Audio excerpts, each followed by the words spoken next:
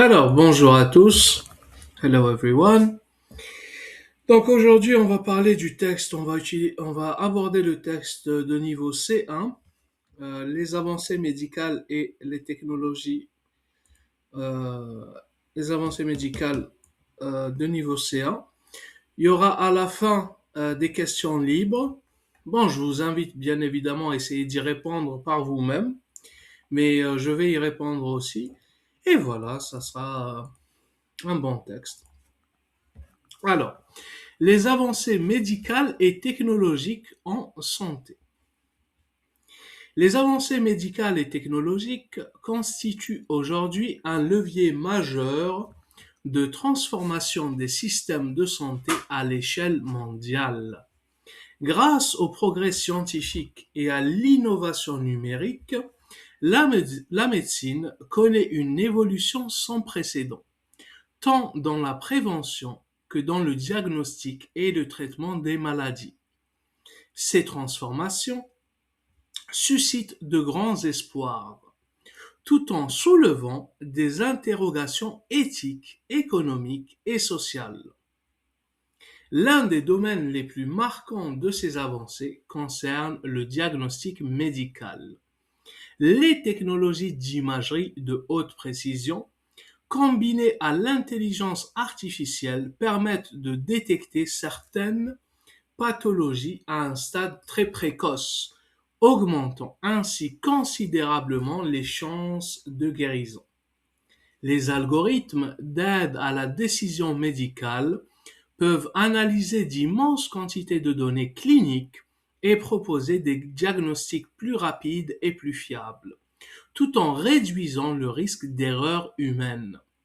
Cette évolution améliore la qualité des soins et optimise le travail des professionnels de santé.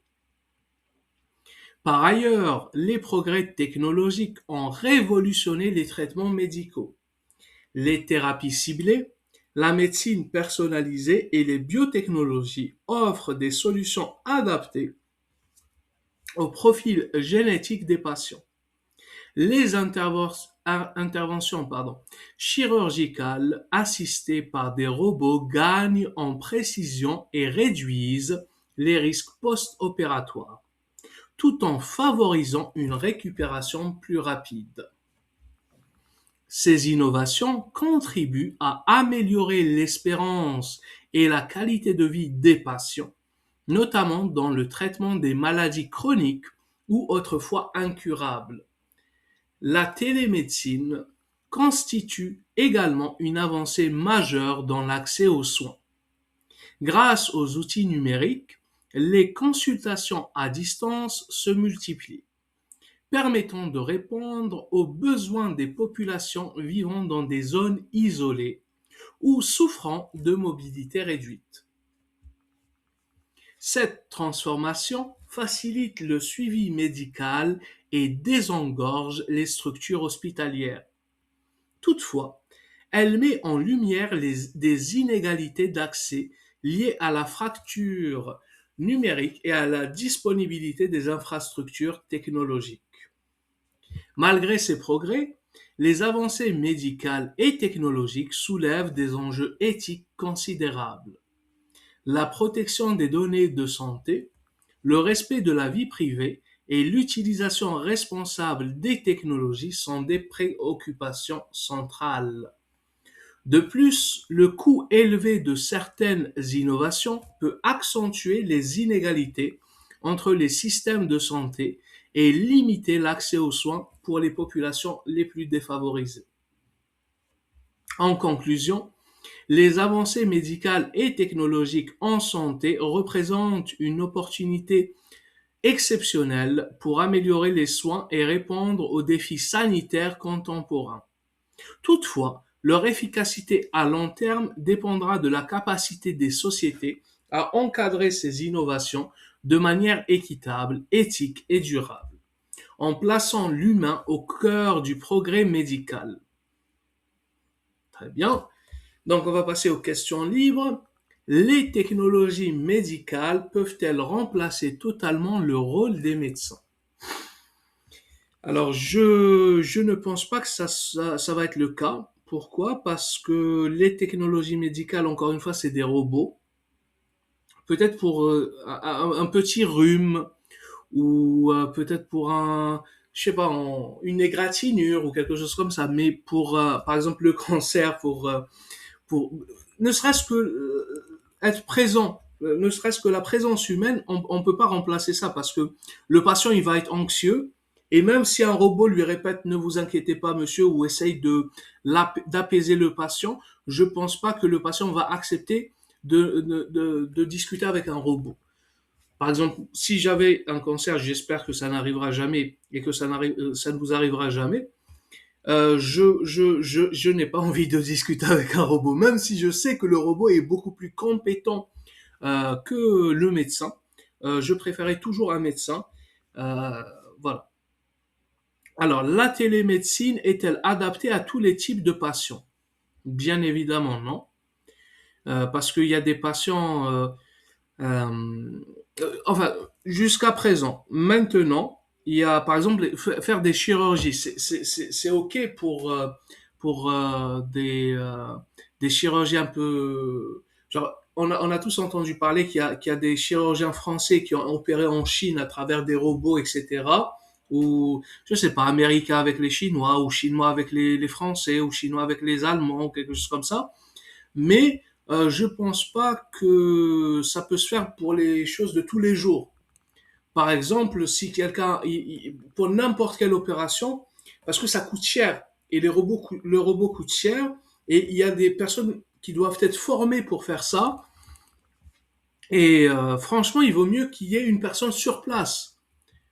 Voilà, donc pour des cas spécifiques et précis, pourquoi pas, mais pour des opérations, faire des opérations tous les jours, je pense pas que ça va être le cas. Et aussi, il y a pas mal de chirurgiens. Après, je sais pas, peut-être au fur et à, parce que le chirurgien, il va être fatigué. Il se fatigue, par exemple, il fait 5, 6 opérations par jour. S'il y a beaucoup de demandes, peut-être il y aura des robots qui vont, pardon, réaliser des opérations sans risque, je pense. Mais encore une fois, pour les grandes opérations, pour tout ce qui est difficile, ben, je pense pas. Alors, les progrès médicaux profitent-ils de manière égale à tous les pays? Non, bien évidemment que non. Mais c'est un peu normal. Si par exemple dans le pays A, je sais pas, il y a 100 000 personnes qui sont extrêmement riches et qui veulent pas mourir, et que dans le pays B, il y a que 1 000 personnes, c'est normal que l'impôt des 100 000 personnes, voire si les 100 000 personnes, euh, ils vont essayer de faire des dons pour les hôpitaux, etc., pour améliorer la recherche médicale, c'est normal que ça va pas être égal pour tous les pays, en tout cas. Le coût des nouvelles technologies médicales est-il justifié? Oui, oui. Pourquoi? Parce que l'être humain a toujours, enfin l'être humain, une fois qu'il est bien, qu'il est riche, qu'il est tranquille, qu'il a peut-être une famille ou qu'il c'est un playboy ou une fois qu'il est tranquille, je pense qu'il voudra toujours beaucoup plus d'argent et il voudra toujours vivre plus et profiter plus parce que je pense, une fois qu'on est riche, qu'on est millionnaire, etc., la vie elle est quand même beaucoup mieux. Hein. On a moins de stress par rapport à tout ce qui est argent, on a moins de stress par rapport même les gens qu'on côtoie, hein, les gens qu'on côtoie, une fois qu'on est millionnaire, il n'y a pas besoin d'essayer de réfléchir aux relations, on n'a pas peur de froisser les gens, on est tranquille. Bon, vous allez me dire, il y a des gens qui le font sans être millionnaires, mais je pense que avoir un compte en banque bien rempli et avoir des moyens de se protéger quoi qu'il arrive, voilà, ça donne une confiance. Euh, Jusqu'où peut-on aller dans la médecine personnalisée? Jusqu'au bout, jusqu'à, il n'y a pas de limite, parce que encore une fois, on a parlé à un moment de l'éthique, Et moi, pour moi, il y a pas de limite. On doit constamment soutenir les progrès, le progrès. Et voilà, parce que sans ça, on risque de... Parce que une personne riche, vous allez me dire, une personne riche, elle pense qu'à elle-même, etc. Elle fait rien. Ça va pas, il y aura pas de bénéfice pour les personnes pauvres. Mais je dis au contraire, parce que la personne riche, elle va payer pour tester de nouvelles drogues, elle va payer pour faire de nouvelles choses, comme l'homme qui voulait vivre, il y a un millionnaire ou un milliardaire qui voulait vivre qui veut devenir immortel ou qui veut rajeunir carrément. Tout ce qu'il est en train de faire, il est en train de le publier. Et ça, c'est des études précieuses pour les scientifiques et les médecins du monde entier. Donc, je pense que c'est très très bien et que il faut continuellement être militer ou il faut continuellement suivre et vouloir. Alors, est-ce que les données médicales doivent-elles être partagées à la fin de recherche? Oui, parce que encore une fois, plus il y a de personnes qui vont être conscientes, plus- euh, plusieurs personnes, même si elles ont un QI normal, elles auront de meilleurs résultats qu'un génie tout seul. La majorité du temps, je parle pas de tout le temps, mais la majorité du temps, ça c'est obligé parce que plusieurs personnes, elles échangent entre elles et elles peuvent construire quelque chose de mieux. Chacun se spécialise dans son coin et voilà. Maintenant, est-ce qu'on devrait publier les recherches? Oui, parce que si plus il y a des personnes qui vont avoir accès à ces recherches et plus la médecine va progresser. Donc moi, je suis pour ce genre de choses. Alors, les robots chirurgicaux représentent-ils l'avenir de la médecine? Oui, oui, parce que on va être 7 milliards, beaucoup plus. Pour être médecin, pour être chirurgien, il y a un petit nombre d'êtres humains qui font ce métier. D'ailleurs, chapeau les chirurgiens et les médecins. Donc voilà. Vu que notre nombre va augmenter et qu'il y aura que les chirurgiens et etc. les médecins n'augmentent pas vraiment, je pense qu'il y aura des robots, oui. Parce que ça va coûter moins cher surtout, parce qu'une chirurgie, ça coûte très cher. Et si on peut diminuer le prix de la chirurgie, je pense qu'il y a pas mal de gens qui vont vouloir faire ça. Comment garantir un accès équitable aux innovations médicales? On peut pas. On peut pas parce que, encore une fois, c'est les riches qui propulsent, qui stimulent l'innovation médicale. C'est parce que le riche, il a les moyens et il veut pas mourir. Toi, enfin nous, ou certaines personnes, voilà, je vais pas dire nous ou toi ou autre chose, certaines personnes n'ont pas les moyens mais ne veulent pas mourir aussi. Donc c'est la personne riche ou les personnes riches qui vont stimuler la recherche pour trouver des solutions. Maintenant, au fur et à mesure, on aura accès à, comment dire en chinois, je pense, ils vont manger la viande, on va avoir de la soupe. Voilà, on aura un peu, mais on n'aura pas tout. Mais c'est normal, je pense. Si un billionnaire, il dépense un millionnaire, pardon, un milliardaire. S'il y a un milliardaire qui dépense 1 milliard ou je sais pas quoi pour une technologie spécifique, par exemple pour gagner 10 ans de vie en plus, bah c'est normal qu'ils fassent payer les gens s'ils veulent eux aussi gagner 10 ans de vie en plus. C'est parfaitement normal. C'est l'innovation.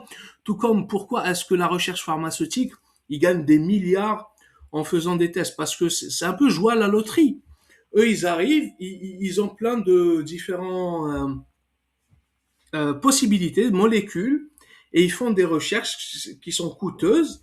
Et voilà, et après, ils gagnent. Et c'est tant mieux, franchement, j'ai pas à me plaindre. Ou je pense qu'on n'a pas à se plaindre.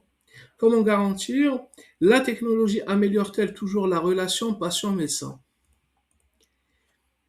Concrètement, je dirais oui. Pourquoi? Parce que si on a, par exemple, je sais qu'il y a certains médecins qui utilisent ChatGPT. Si ils utilisent ChatGPT, donc ils sont moins stressés parce qu'ils sont sûrs du résultat.